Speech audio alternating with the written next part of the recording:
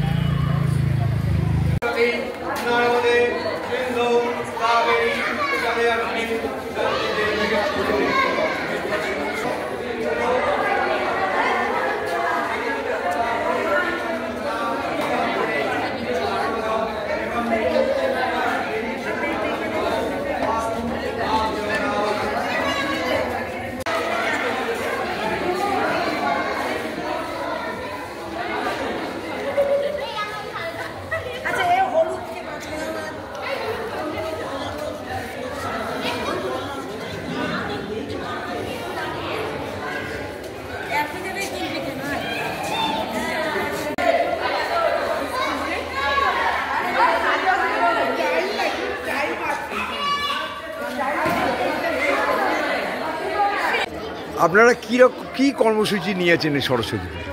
আমাদের কর্মসূচি হচ্ছে আমাদের এই সৃজনশীলতা, বাচ্চাদের মধ্যে সৃজনশীলতার প্রকাশ করার জন্যই আমরা এই কর্মসূচি নিয়েছি। তাদের হাতের কাজ, টিচারদের সহায়তায় যে হাতের কাজ, এবং টিচাররাও এই আলপনা এবং বাচ্চারাও আলপনাতে সাহায্য করেছে। এইভাবেই আমরা মণ্ডপ সজ্জিত।